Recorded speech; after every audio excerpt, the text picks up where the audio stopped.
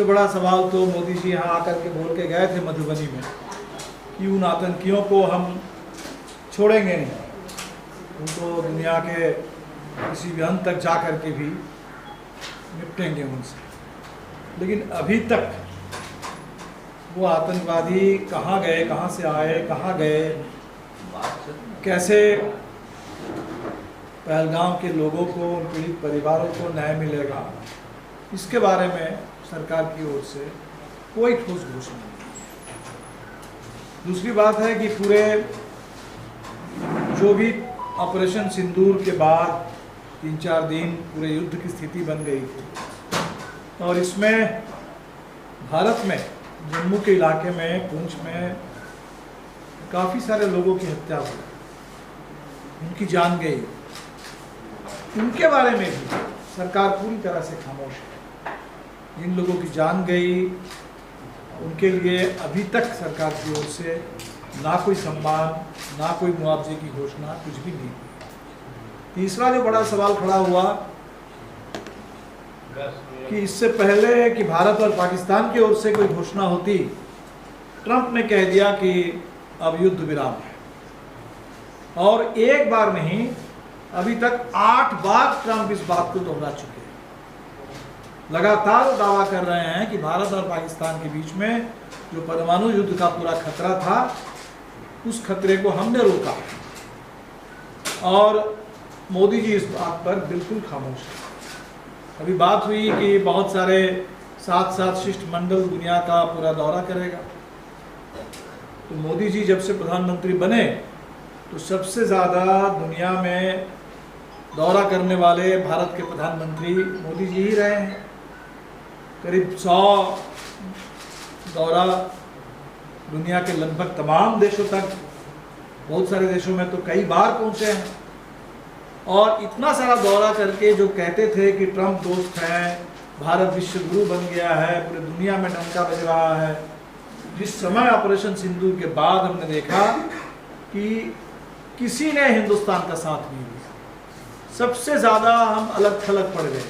जिस अमेरिका को आप दोस्त बताते थे, जिस ट्रंप को आप दोस्त बताते थे, वहाँ तो लगातार कभी भारत के लोगों को, उनको वहाँ गैर कानूनी अनुप्रवेशकारी बता करके उनको पूरे हथकड़ी और बेड़े के साथ उनको भेजा गया देश में वापस। सरकार चुप रही। टैरिफ हमारे तमाम उसके ऊपर लगा दिया गया। भारत का पूरा जो अमेरिका के साथ व्यापार था, उसमें भारत की ओर से जो भी एक्सपोर्ट होता था उसको कठिन बना दिया गया। और भारत के बाज़ार में अमेरिकी सामान छा जाए, इसके लिए भारत पर लगातार दबाव है कि टैरिफ कम करो। और भारत सरकार ने शायद मान भी लिया है बहुत सारे मामलों में, जो ट्रंप खुद बताते हैं।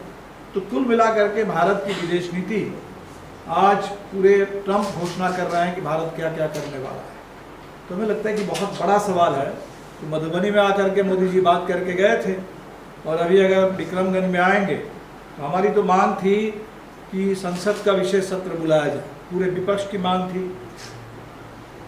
और अभी तक संसद का सत्र बुलाने की कोई बात नहीं हो रही है।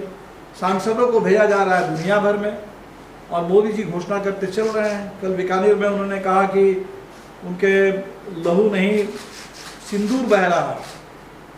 अब जिस समय शुरू में प्रधानमंत्री बने थे, जापान जाकर के बोले थे कि हमारे खून में जो है कारोबार है।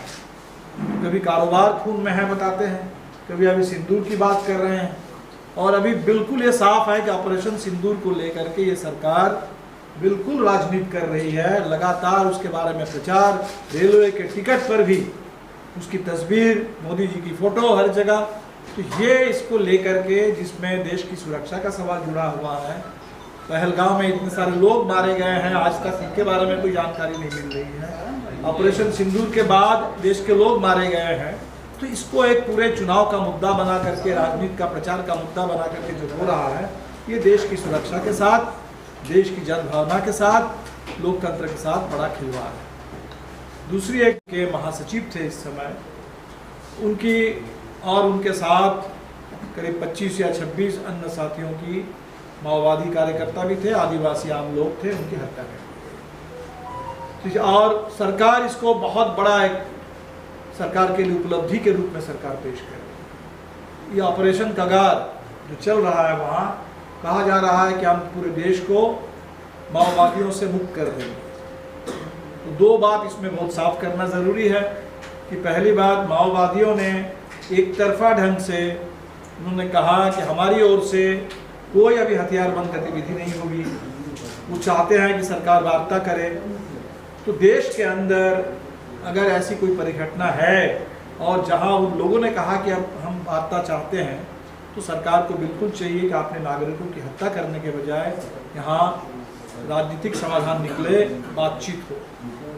और बातचीत के बजाय सरकार ने जो रास्ता लिया है लगातार हत्या, हमें लगता है कि ये एक बिल्कुल एक्स्ट्रा जुडिशियल एक वायलेंस है और वो ठीक नहीं है। इसलिए हमने इसकी जांच की मांग की है कि इस पर एक बिल्कुल निष्पक्ष एक उच्च स्तरीय जांच होनी चाहिए और सरकार को ऑपरेशन कगार पर रोक लगानी चाहिए, इस पूरे हत्या अभियान पर रोक लगानी चाहिए और बातचीत मजदूरों का साथ देगा।